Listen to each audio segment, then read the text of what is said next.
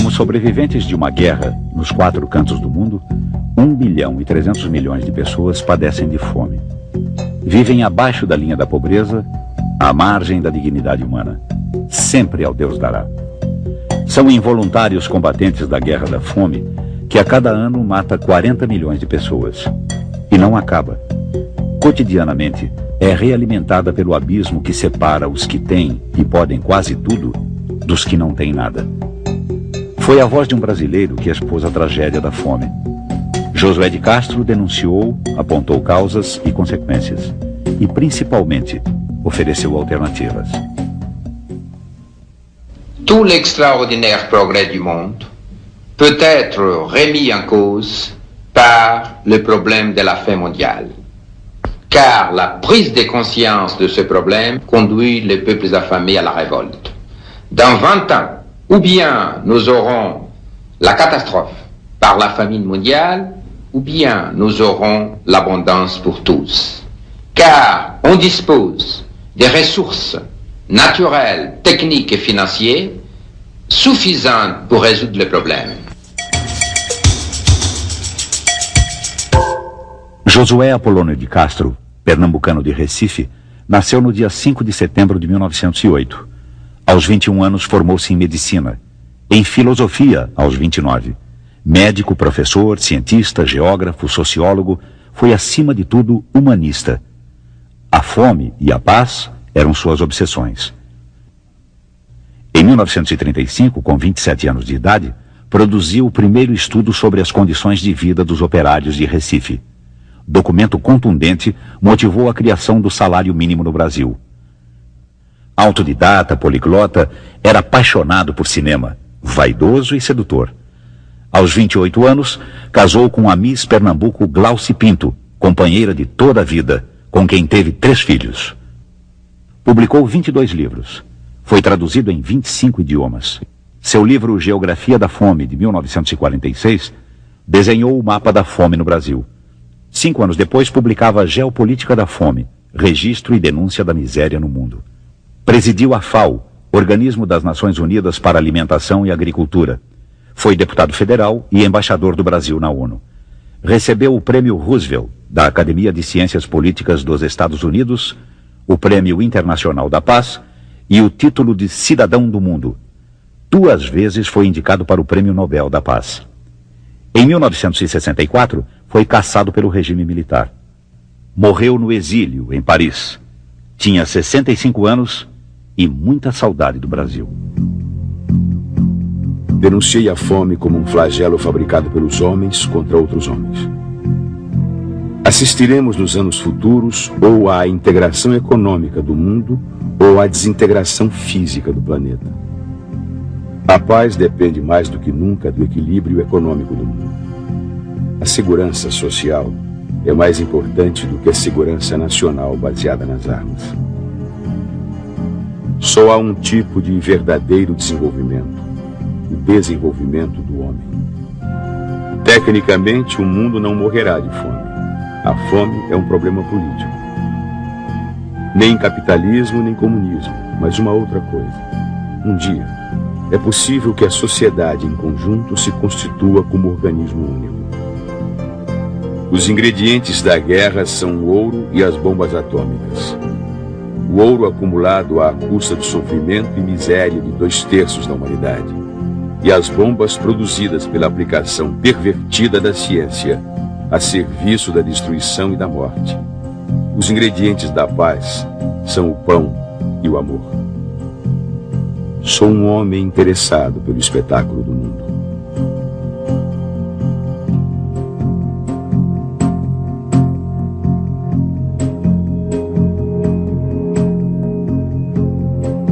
Recife, Rua Dom Bosco, Centro Josué de Castro. A casa guarda memória, móveis, arquivos, fotos, livros, documentos da vida do homem que sabia tinha um lugar na história. São vários, né? São vários Josués. Isso aqui é a grande riqueza desse acervo, né? É o Josué do início da sua carreira, estudante, já voltado para a literatura, o crítico de cinema, o comentador de Freud aos 17 anos, é algo extremamente interessante. O médico, em seguida, e sem que isso seja uma divisão, o pesquisador da nutrição, o político, e coroando tudo isso, o Josué, homem universal, brasileiro universal. É o que nós encontramos nessa documentação, na sua correspondência, na sua preocupação, no seu arquivo de recorte de jornais. É parte da história, não só do homem Josué, é parte da história brasileira que está neste arquivo. A Segunda Guerra Mundial acabou em 1945. O mundo queria a paz. Gente dos 4 cantos da terra pensa, agita, trabalha por um mundo melhor. O brasileiro Josué é companheiro dessa luta. Agendas diárias, cartas, cadernetas de telefone revelam o universo de trocas com ilustres cidadãos do mundo. São pensadores, políticos, cineastas, intelectuais, religiosos, gente que queria melhor destino para a humanidade. No Brasil, a nossa memória é muito curta. Josué é um desses homens, era um pernambucano, não é? Atrevido, como todo pernambucano, alegre, corajoso, um homem de grande ímpeto, de grande fibra, perseguido. Quando houve o golpe militar de 64, Josué passou a ser considerado subversivo, um inimigo da pátria, um comunista, um isso, um aquilo.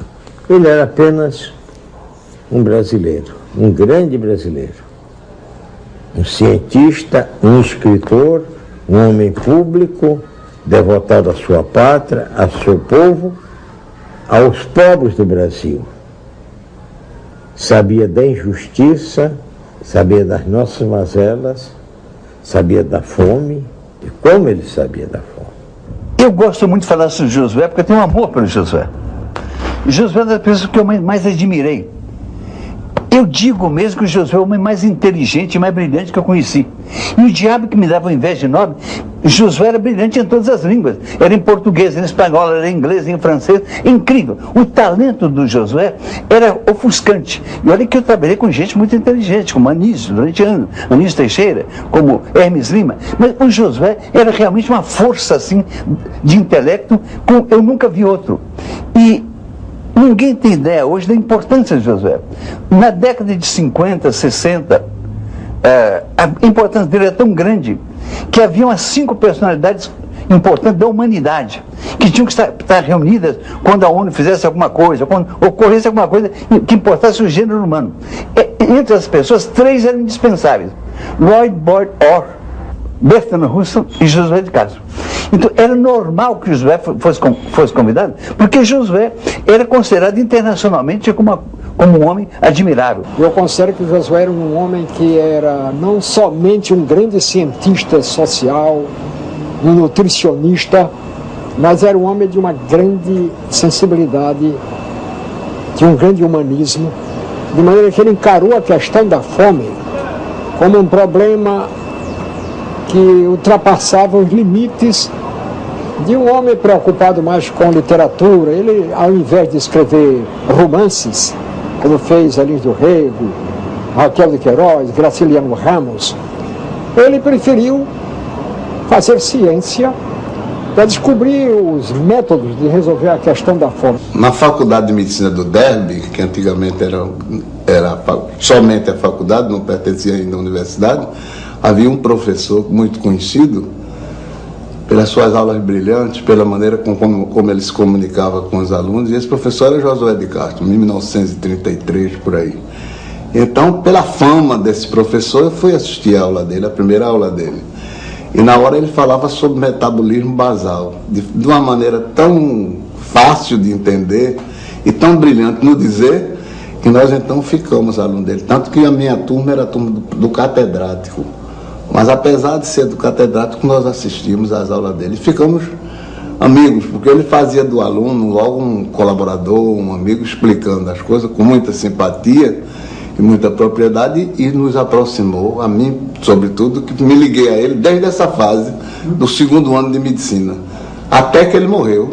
Je pense que quelqu'un comme Josué de Castro fait partie de ces personnes avec lesquelles, quand on me demande quand est-ce que vous vous êtes connus, je réponds nous ne connaissions pas, nous nous sommes reconnus du jour où j'ai eu connaissance de ces travaux géopolitiques de la faim, géographie de la faim. J'étais très sensibilisé à tous ces problèmes, bien que n'ayant aucune expérience. Et je voyais bien que c'était une des dimensions des problèmes qui commençait à pouvoir être pressenti, ce qu'on a appelé plus tard le tiers-monde. Il était un éveilleur qui tout d'un coup criait à des forces, des puissances qui étaient persuadées qu'elles étaient puissances de droit divin et pour toujours. Et il criait ce que nous avons été plusieurs à répéter, et c'est là-dessus que nous sommes rencontrés, reconnus, criant nous entrons dans l'époque de l'impuissance des puissants. Quando eu era estudante de sociologia, a Geografia da Fome era livro obrigatório, né?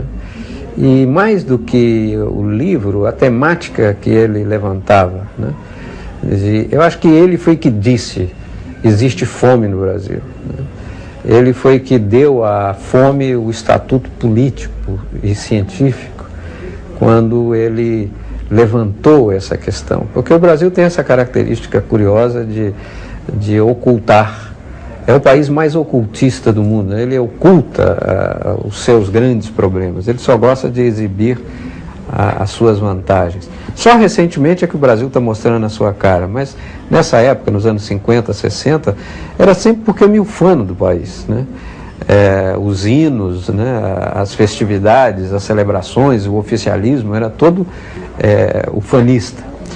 E a ciência social também acompanhava um pouco, eu acho, que esse padrão. Então vem o Josué e diz: não, tem fome no Brasil, tem fome no mundo, tem fome no Brasil.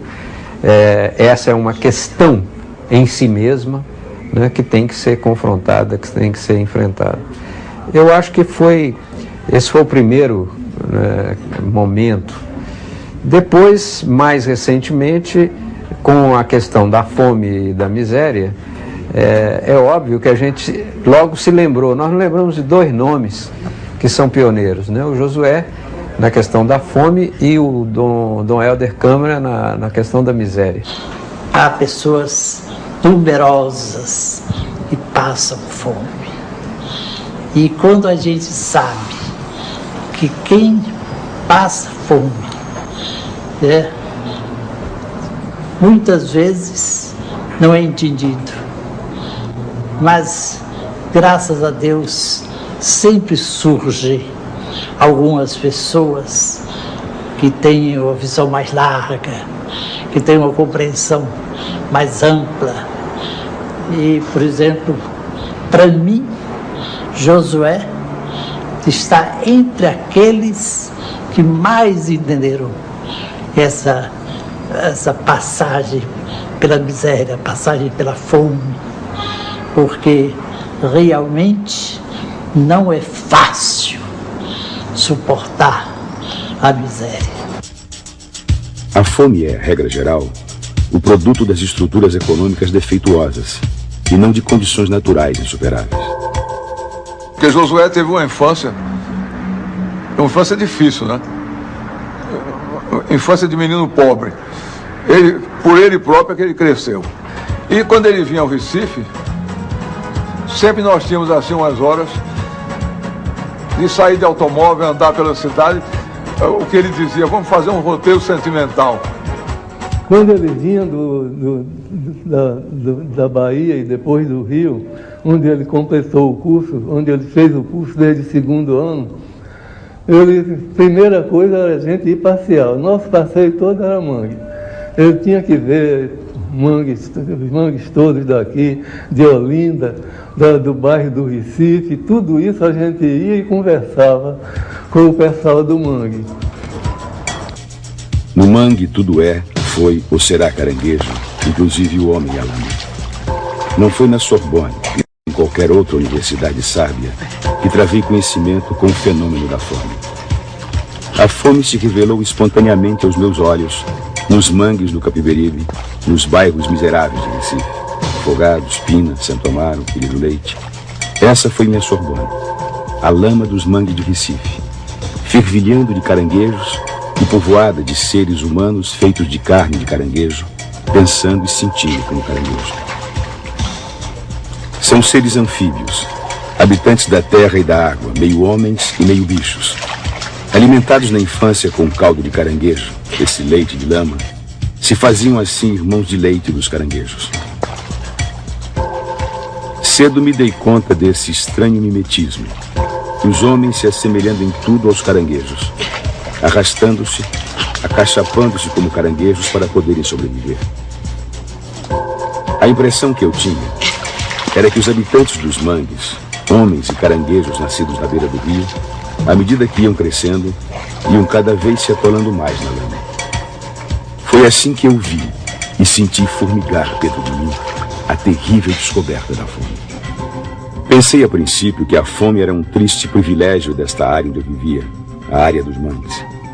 Depois verifiquei que no cenário da fome do Nordeste, os mangues eram uma verdadeira terra da promissão, que atraía homens vindos de outras áreas de mais fome ainda, das áreas da seca e da monocultura da cana-de-açúcar, onde a indústria açucareira esmagava, com a mesma indiferença, a cana e o homem, reduzindo tudo a bagaço. E vi também os homens sentados na balaustrada do velho cais a murmurarem em monossílabos com um talo de capim enfiado na boca, chupando o suco verde do capim e deixando escorrer pelo canto da boca uma saliva esverdeada, que me parecia ter a mesma origem da espuma dos caranguejos.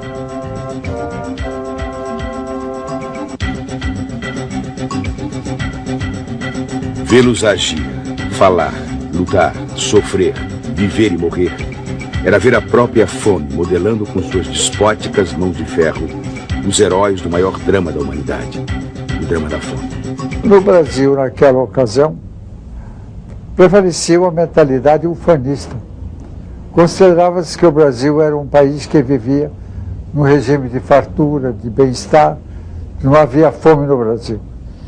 E a geografia da fome veio exatamente desmistificar o Brasil e mostrar que, de fato, nós tínhamos aqui uma quantidade enorme de pessoas que não tinham recursos e que viviam praticamente na miséria. E essa apresentação deles, mostrando na realidade, na geografia da fome, o que era o Brasil, o verdadeiro Brasil que ele conhecia e que ele pesquisara, isso nos deu a impressão de que o Brasil acordara de uma grande ilusão. Poderia até dizer que a geografia da fome poderia ser, de certo modo, equiparada à carta de Pero Vaz Caminha. Eu creio que ele teve o mesmo efeito e a mesma repercussão da primeira carta escrita a respeito do descobrimento do Brasil. Eu creio que o grande interesse provocado pela obra do Josué de Castro foi ele trazer ao cenário nacional o tema da fome, como o Gilberto Freire tinha trazido o tema do escravo, como o Euclides da Cunha tinha trazido o tema do banditismo e do fanatismo religioso no Nordeste. Eu creio que a fome era encoberta, era esquecida, era pouco comentava-se pouco o assunto, era um assunto debaixo do pano, e o Josué trouxe à luz do dia esse tema.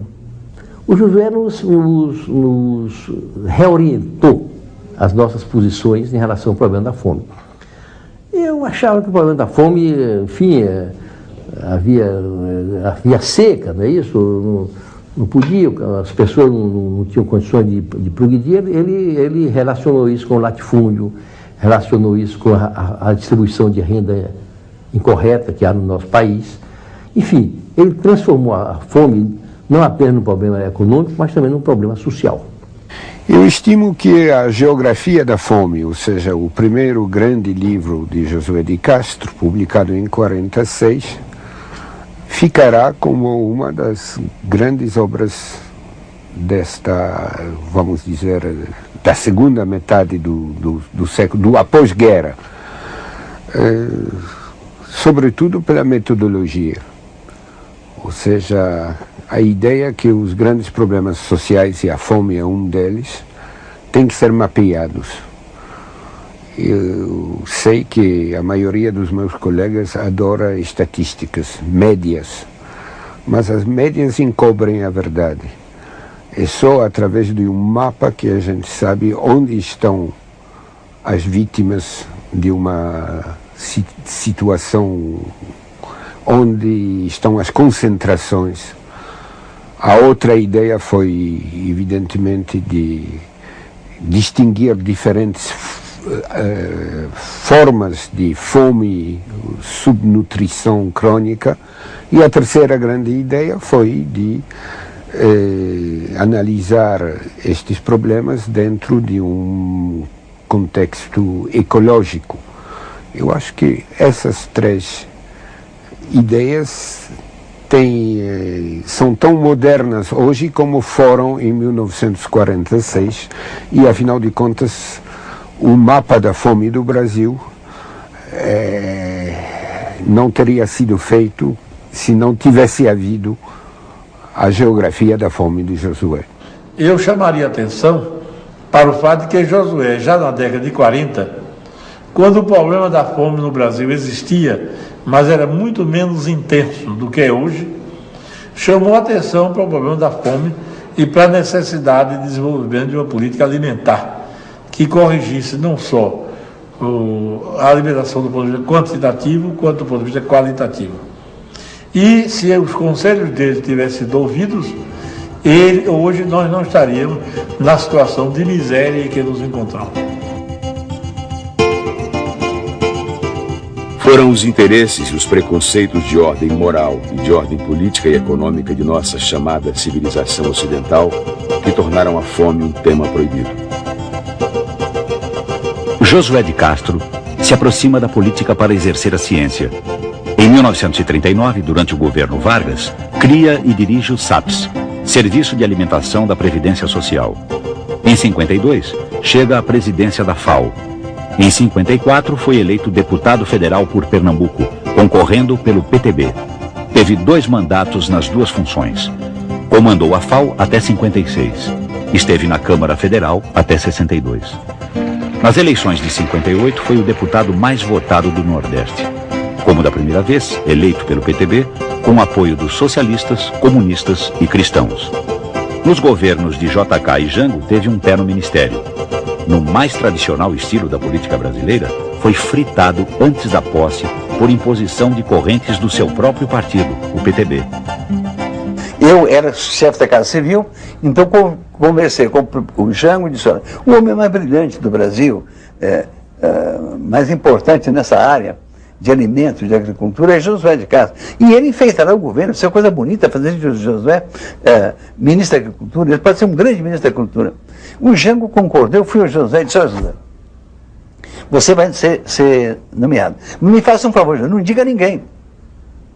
O que o Josué fez de besteira, ele foi para Pernambuco, contou lá, e que ia ser ministro. O que acontece é que imediatamente surgiram os anticorpos. Uma quantidade de politicões foram em cima do Jango, em cima de mim, dizendo: olha, eu sou muito melhor membro do partido, Josué não põe o pé no Brasil, está sempre fora. Então, essa é uma coisa incrível, porque era um complô da mediocridade militante do partido, que achavam que eles estavam lá lutando, e que o José estava sempre fora, de que dar no Ministério José é um absurdo. Então o partido dele, o PTB, impediu que o José fosse nomeado, uma coisa que estava combinada, ministro da Agricultura. E ele pensou, o que o José teria feito? Ele estava um vulcão de ideias, imaginando como fazer uma economia agrícola em que o povo comesse. É muito bom ter uma economia que produz muita soja para engordar pouco no Japão, ou para engordar frango na Alemanha. Mas era preciso ter uma economia que produzisse mandioca, farinha de mandioca, feijão, arroz, o que o povo come. Então o Josué é que ia tentar fazer essa reversão.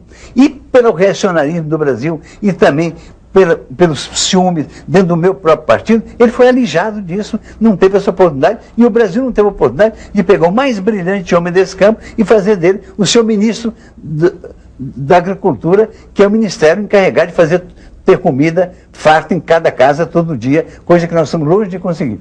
O homem que foi ironicamente batizado por seus adversários de Josué da Fome não era confiável para lidar com política de terras e produção agrícola. Mais grave do que a fome aguda e total é o fenômeno da fome crônica ou parcial, que corrói silenciosamente inúmeras populações do mundo. E quando eu cresci e saí pelo mundo afora, vendo outras paisagens, me apercebi com nova surpresa que o que eu pensava ser um fenômeno local, um drama do meu bairro, era um drama universal. Aquela lama humana do Recife que eu conheci na infância continua sujando até hoje toda a paisagem do nosso planeta com negros borrões de miséria, as negras manchas demográficas da geografia da fome. A fome não é um produto da superpopulação. A fome já existia em massa antes do fenômeno da explosão demográfica do após-guerra. Apenas essa fome que dizimava as populações do terceiro mundo era escamoteada, era abafada, era escondida. A luta contra a fome constitui uma espécie de guerra fria, que ameaça congelar toda a vitalidade de nossa civilização se não pudermos ganhá-la de modo definitivo. Um país pouco conhecia da fome do outro. Então eu creio que o Josué teve esses dois papéis importantes. Primeiro, mostrar a generalidade do fenômeno da fome e, ao mesmo tempo, como ela se dava em diferentes áreas. Não é a mesma coisa a fome, como ele muito bem mostrou, no Nordeste da cana-de-açúcar, no Nordeste árido. Mas também não é a mesma coisa a fome na Ásia e a fome na África. Ele mostrou isso. Mostrou também a diferença entre o problema da falta de comida nos séculos anteriores e o problema da fome no século presente. Quer dizer, antigamente a fome era o resultado da guerra, era o resultado da dificuldade de transporte. E hoje nós temos transporte fácil, o deslocamento das pessoas, das mercadorias é muito fácil, e a fome não é mais localizada, a fome se tornou geral. A fome, inclusive, está invadindo o primeiro mundo. E ele viu tudo isso. Né? Ele viu tudo isso, mostrou quais são as causas reais da fome e chamou a atenção para a possibilidade de solução. Ao mesmo tempo que ele dizia que essa solução não vinha. Acho que havia momentos que ele ficava desesperado quando estava na FAO e não conseguia comover os grandes do mundo. Né? Daí aquela célebre apóstrofe na qual ele considera os países ricos como hipócritas, que faziam discursos caridosos, mas que não tinham a disposição real de enfrentar a questão. Quanto ao problema do terceiro mundo frente ao mundo desenvolvido, ele era um verdadeiro apóstolo do terceiro mundo. Ele assumiu a sua condição de cidadão de um país do terceiro mundo. E ele procurou caminhos que conduzissem esses países do terceiro mundo a se libertarem da miséria e do subdesenvolvimento em que vivíamos. Ele é um homem que articula pessoas, que articula energias, né, que chama a atenção para problemas como, por exemplo, a questão do meio ambiente. Convoca reuniões internacionais para discutir os grandes problemas sociais da humanidade, em especial o problema da fome. Coloca o problema da paz a nível mundial, né? Articula-se com grandes nomes da intelectualidade europeia e norte-americana na defesa, por exemplo, de um governo mundial. É algo que, nesse sentido, coloca de forma também pioneira aquilo que alguns organismos internacionais irão fazer. Vamos pensar, por exemplo, nas reuniões internacionais sobre ecologia. Hoje é impossível pensar problemas ecológicos como problemas nacionais. Isso está posto por Josué e, evidentemente, os seus companheiros, aqueles que partilhavam da sua visão, na década de 50. Il était militant avec le mouvement dont j'ai été pendant 4 ans le président avec Laure Beugdor, le fondateur de la FAO, qui était un intime pour lui, n'est-ce pas, et un mouvement qui s'appelait Mouvement universel pour une confédération mondiale, qui militait pour que la limitation consentie des souverainetés de chacun sur des points bien précis et qui apparaissaient comme une nécessité. Bon, il a milité dans ce mouvement toute sa vie. Il a été, je crois que nous étions, je ne sais plus, 7 personnalités qui avons fait à ce moment-là une déclaration qui a été très répandue à travers le monde. Para dominar realmente o problema do meio ambiente, seria preciso, além de uma ampla consulta geral indispensável, a autoridade de um governo mundial, ou, se a expressão incomoda, de uma instância planetária e soberana a ser definida. Na falta desta, é preciso tomar medidas indispensáveis. Ou poder-se-ia frear seriamente a poluição se, neste campo, a ONU votasse uma resolução que limitasse a soberania nacional. Acalanto essa esperança, pois hoje a poluição constitui razão suficiente para que, finalmente, o mundial obtenha suas primeiras vitórias sobre o nacional. Sempre a favor da paz, Josué foi militante ativo nas lutas por igualdade econômica e social, pelo desarmamento e contra a Guerra Fria, que dividia o mundo em 2 blocos, capitalismo e comunismo. Em 1955, a Assembleia Mundial da Paz, reunida em Helsinki, deu a Josué o Prêmio Internacional da Paz de Ciências. Os ingredientes da paz são o pão e o amor, pregou Josué da Fome no seu discurso de agradecimento ao prêmio. Também aproveitou a ocasião para propor a criação de um fundo internacional de luta contra a fome. Certamente il signor De Castro ha una grande quantità di coraggio e poi anche ha della ragione, perché dopo tutto questi armamenti per cui si spende tanto di quel denaro, si potrebbero almeno, una quantità del denaro si potrebbe essere spesa nei campi del mondo, nella campagna contro la fame, nello sviluppo delle risorse umane e delle risorse materiali.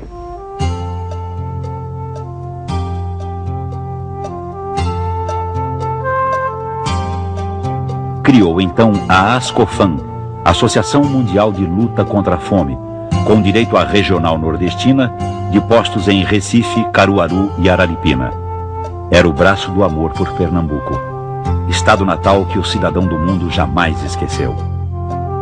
A cada volta a Recife, juntava os amigos para fazer seu roteiro da saudade, percorrer os mangues, saber da vida de seus habitantes, namorar as paisagens de infância, contar o que via no mundo, saber o que se vivia por ali. Em 62, o governo Jango faz de Josué embaixador brasileiro junto à ONU. Seria seu último posto como representante oficial do Brasil. Nós não podemos passivamente esperar o futuro, pois assim seremos esmagados por ele. O homem de hoje tem que criar o seu futuro. Mesmo longe da cena política brasileira, como embaixador em Genebra, a independência e a ousadia de Josué incomodavam. 11 dias depois do golpe militar de 1964, perdeu os direitos políticos. Seu nome integrava a primeira lista de cassações da ditadura. Tinha entre os companheiros de infortúnio o presidente João Goulart, o ex-presidente Jânio Quadros, Darcy Ribeiro, Francisco Julião, Gregório Bezerra, Miguel Arraes, Pelópida Silveira, Luiz Carlos Prestes, Raul Riff, Leonel Brizola, Neiva Moreira. Josué tinha 56 anos. Escolheu Paris para seu exílio. Não abandonou a ciência nem a militância. Deu aulas na Sorbonne e em Vincennes, na Universidade de Paris. Criou e presidiu o CID, Centro Internacional para o Desenvolvimento. Intensificou a luta humanista. Não parou de pensar o mundo. Não parou de ousar apontar caminhos. Acelerou nas suas denúncias contra o colonialismo econômico, o desrespeito ao ser humano e ao meio ambiente. É imprescindível retransformar a economia de guerra em que vivemos em economia de paz e utilizar a enorme poupança que resultar do desarmamento parcial na obtenção de um tipo de desenvolvimento pacífico e igualitário, não poluidor. Mesmo de longe, a ditadura militar controlava Josué, taxado de notório comunista. Seus livros foram banidos das universidades brasileiras, seu nome censurado e proibido na imprensa, seu passaporte sistematicamente negado. Josué, caçado, ele continuou uma vida intensa, era um homem que adorava o trabalho, né? Ele fazia trabalhar, etc. Mas o fato, primeiro, de ter sido atingido por uma coisa que ele julgava que não tinha por que ser caçado, isso atrapalhava a vida dele. Então ele começou a ter depressão a partir disso e em certo momento, já no ano de 65, ele esteve em Genebra e eu realmente nunca vi ninguém com a depressão tão forte. Um Josué de Castro diferente. Aquele Josué de Castro triste, até mesmo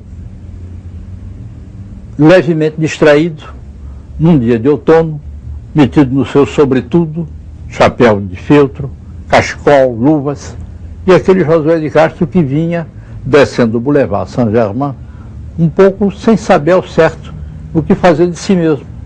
Esse Josué de Castro era, ao tempo, um exilado do Brasil.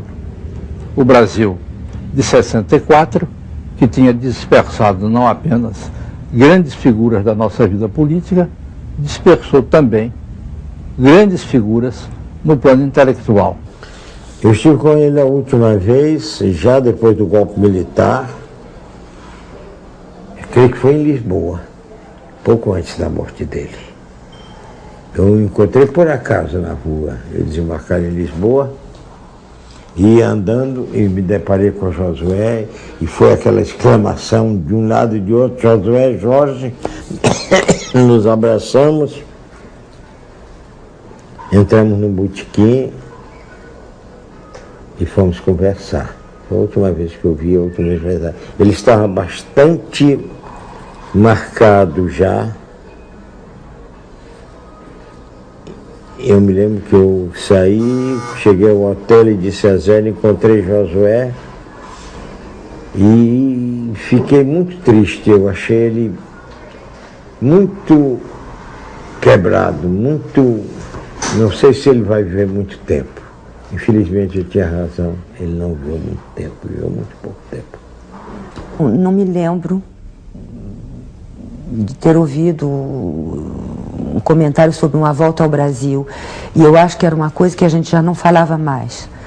Eu acho que quando nós chegamos em Paris em 64, nós todos sabíamos, estávamos certos que voltaríamos rapidamente para o Brasil, e a vida continua a mesma, um grande entusiasmo, muito trabalho. Eu ia para a escola, a mamãe em casa, viajavam muito os dois. Foi uma época que ele estava muito ocupado, muitos convites, e nós falávamos muito em voltar ao Brasil em breve. A partir de quando, eu não sei, mas eu sei que talvez uns 5, 6 anos depois, eu acho que ninguém mais acreditava. E a minha impressão é que ele tinha mudado muito. Ele tinha mudado muito, que ele tinha épocas assim bem longas de tristeza, de abatimento, E eu acho que a gente eu não ouvia falar, não havia projeto de volta. O Brasil da ditadura tentava apagar da sua história Josué de Castro. Eu acho que todos os homens da minha geração leram José de Castro por uma razão ou por outra. Ele foi, de facto, um grande sociólogo de formação médica, mas que se dedicou toda a vida a tratar das questões da nutrição e os problemas da fome. O seu livro Geografia da Fome e Geopolítica da Fome foi um livro lido e discutido em Portugal muito, na minha geração, quando eu era jovem. Eu depois tive a ocasião, quando estava no exílio, em Paris, e ele também, aliás, fugido da ditadura militar brasileira, tive a ocasião de me cruzar com ele e de o conhecer, ainda que episodicamente. E guardo uma imagem de José de Castro como um homem altamente sabedor, como um grande humanista, um homem que tinha a preocupação com os problemas sociais e certamente marcado pela fome que existia, pelas dificuldades que existiam no tempo no seu Nordeste brasileiro, que estudou os problemas não só do Brasil, mas sim do mundo.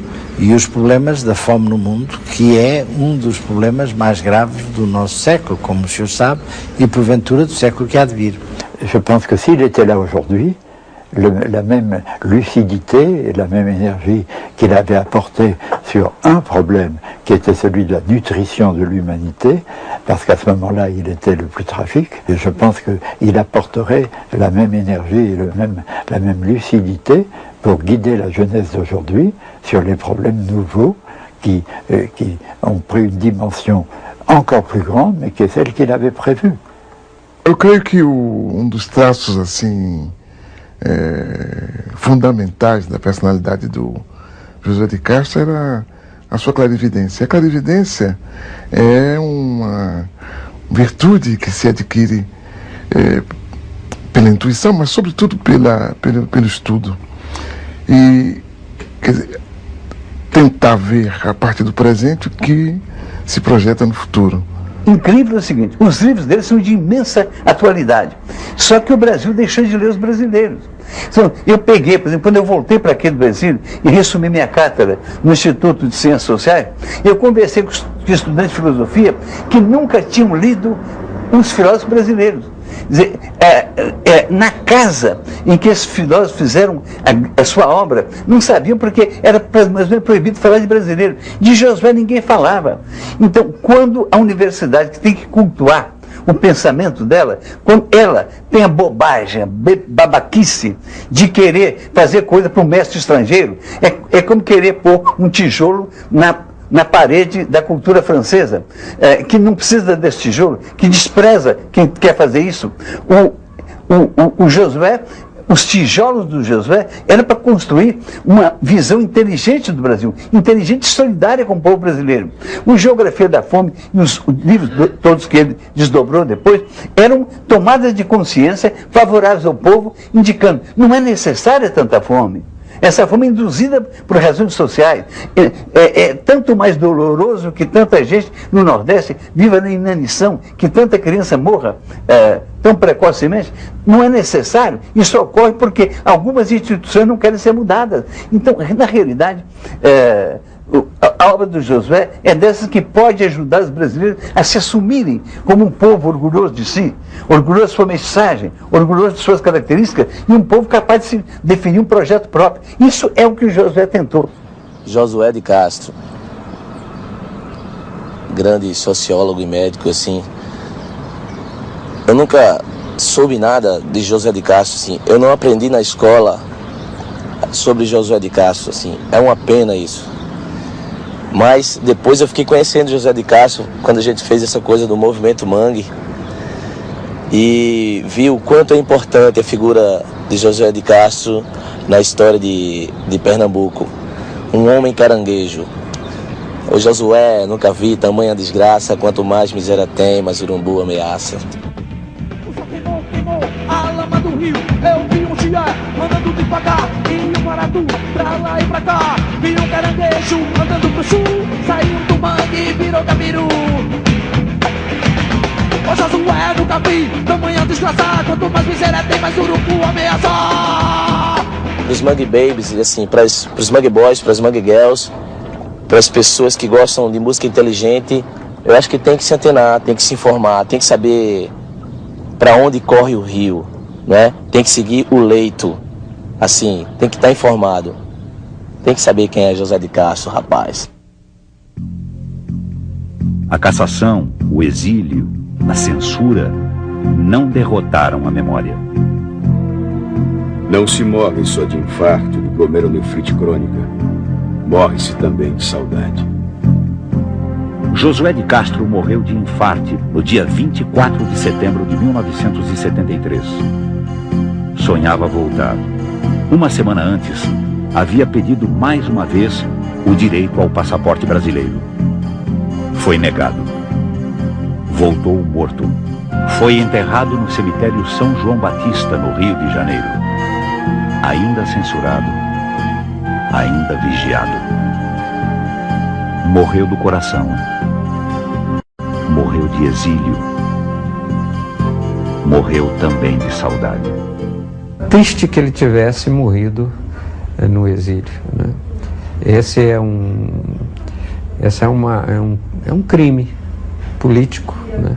Que a ditadura tem que debitar na sua imensa conta, né? É a morte dele no exílio. Durante a ditadura, houve muita coisa feia, como tortura, assassinato, mas isso do intelectual mais eminente do país. A figura mais importante da intelectualidade brasileira, a mais visível. Esse ser levado à morte em tristeza, querendo vir, perguntando se ele já tinha saído. É uma porcaria. É preciso dizer os nomes também. O embaixador era o general Aurélio Lira Tavares. Quando, de fato, se processou o enterro dele no cemitério de São João Batista, eu compareci e estranhei que houvesse tão pouca gente no enterro de uma figura que tinha tido uma significação extraordinária na sua vida e nas suas manifestações intelectuais. De modo que quando eu vi que o caixão saiu, eu não me contive e tomei a palavra ali mesmo, e aos poucos circunstantes que estavam presentes, eu lembrei que tinha sido José de Castro e, sobretudo, o que significava a geografia da fome na história mental do Brasil. Foi talvez o meu primeiro e talvez único discurso, porque eu não tenho ocasião de que tenha falado no cemitério em nenhuma outra oportunidade. Eu acho que foi uma história bonita, que eu ainda não revivi totalmente, que eu ainda preciso pensar muito nisso para reconstruir uma época que eu ainda era muito jovem. Mas hoje em dia eu sou muito feliz de ter sido filha dele. Ficou a história do homem brasileiro e pernambucano que tinha os olhos abertos para o mundo. Por marcação do destino, enxergava adiante. Viu em 70 o que vivemos em 90. Humanizou a geografia e a sociologia, inserindo o homem e suas circunstâncias no mundo dos mapas e das estatísticas. Retratou miséria e fome. Pôs o dedo na ferida das desigualdades, sem nunca ter perdido as esperanças, sem nunca ter deixado de propor soluções.